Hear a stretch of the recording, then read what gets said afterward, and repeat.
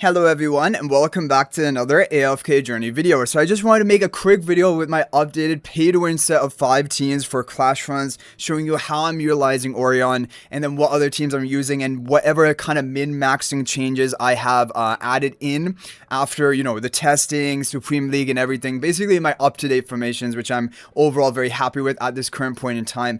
So leading it off with Orion, I did just make a video how Citron and HP recovery blockers do counter Orion, and that is definitely true.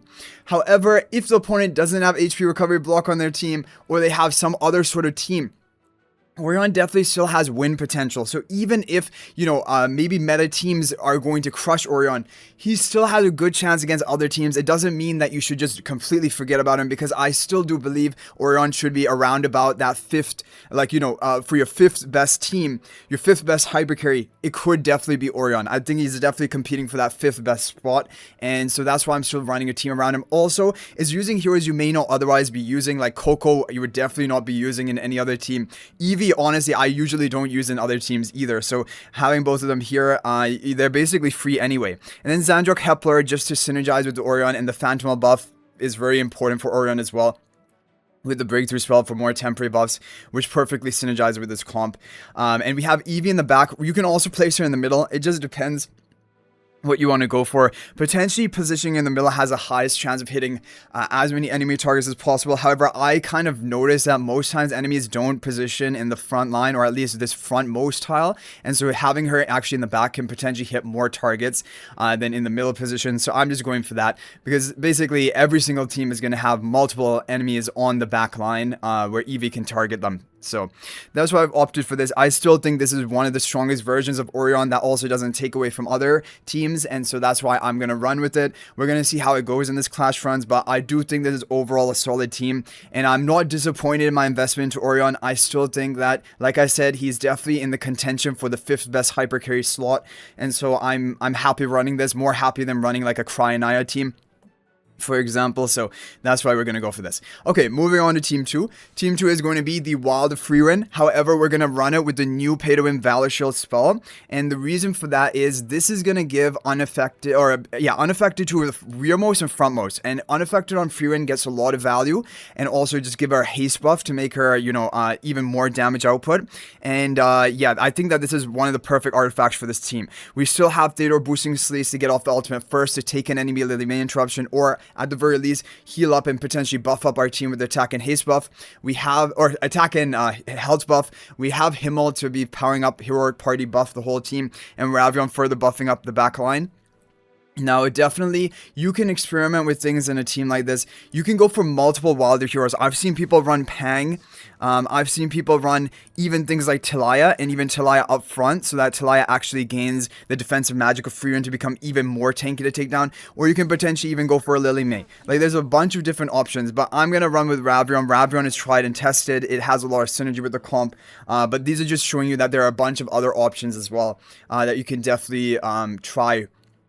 But overall, this is I believe this is one of the top tier pay to win teams, but also is one of the top tier mid-level of teams as well. Okay, so moving on to Team 3, we have the Gunner Gwyneth lineup, but we're running Dunlinger along with it to protect against the ultimate base enemy teams.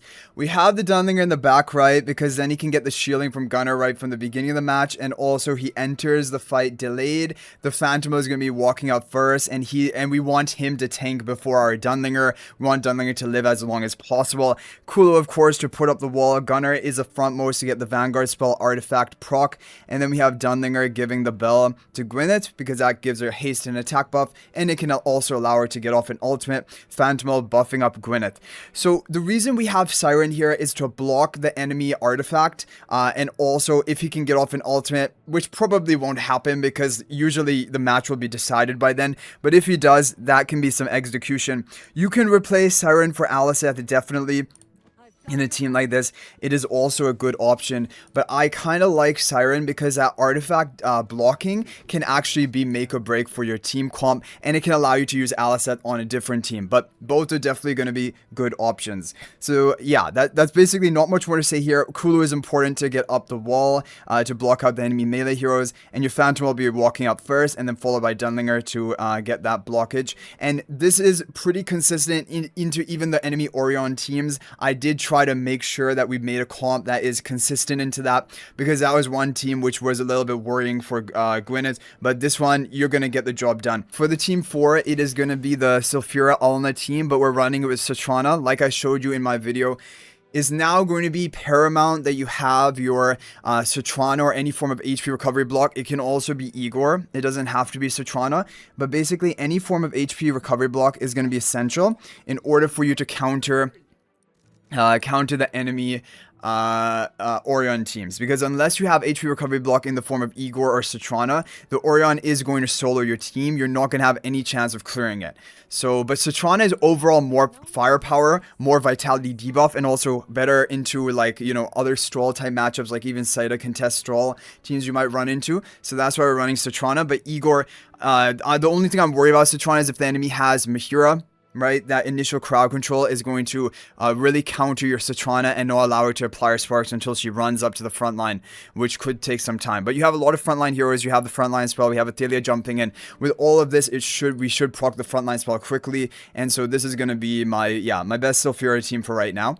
Now for the final team here, we do have the Saida contest, but we're running it with Lamentis. Now before you get worried about this, you don't have to use Lamentis. You can use Alicet, given an additional life to contest. It's arguable which is even actually the better lineup. However, the reason why Lamentis can work in this team comp is it can potentially allow you to win the mirror matchup when you're up against an enemy Saida contest and basically both contests silence the entire of the enemy team.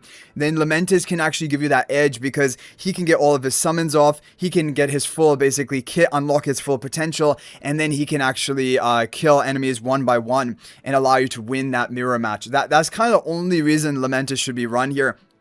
Because in all other ways, Alicet protecting contest kind of is better. But basically, it's just to give you a win condition for that mirror matchup. It's still, again, debatable whether this is better than running Alicet or not. But I am going to run it because I have Lamentis built, and I just want to experiment with it. Now, the rest of the comp is very important. Gerda is insanely important because Gerda gives you the win potential against enemy Sylphira. The reason for that is Gerda is going to create the hot spring, and that hot spring will make your allies unaffected when they enter and get healed by the hot spring. So if the enemy goes for Sylphira, goes for an ultimate, and tries to silence your team, is not going to silence your Saida because she's going to be unaffected while in the hot spring for those initial 5 seconds. And then what I've seen is that Saida is just able to get off her 3 ultimates, and even against enemy Saida teams, enemy Sylphira teams, and that is huge, right? Because otherwise, Sylphira can crush your team comp. So Gerda is really important for granting that unaffected with her hot spring at the beginning of battle. And that is why I'm running her in basically all of my Saida contest teams from now on. Because that is huge for giving you that win potential against the enemy Sylphira team. And contest, just trying, the win condition is expelling all enemies. If contest is able to live long enough for that to happen, then you're going to win off of that. And Lamentis, if you can unlock his full potential and all of his summons are dealing that boosted damage, then that is another win condition for you as well. So basically, there are 3 win conditions in the team. The Gerda unaffected combo with Saida is going to be a big win condition against enemy Sylphira.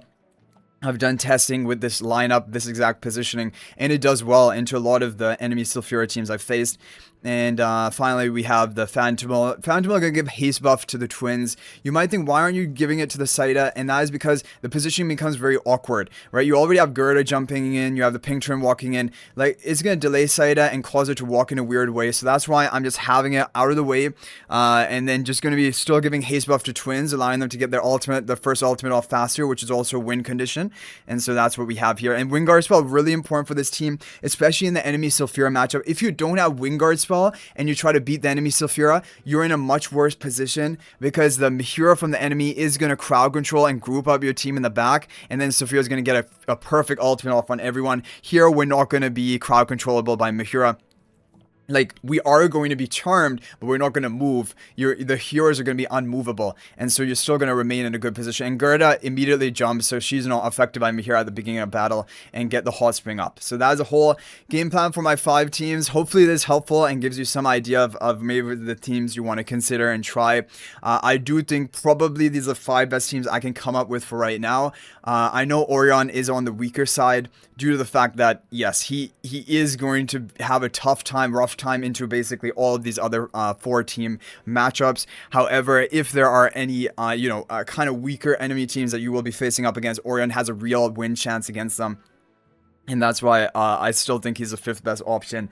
And yeah, so if there's any other interesting teams you guys have that you would like to share, feel free to share them in the comment section. You can copy and paste your formation ID, and that's interesting to see, and also it could help others out.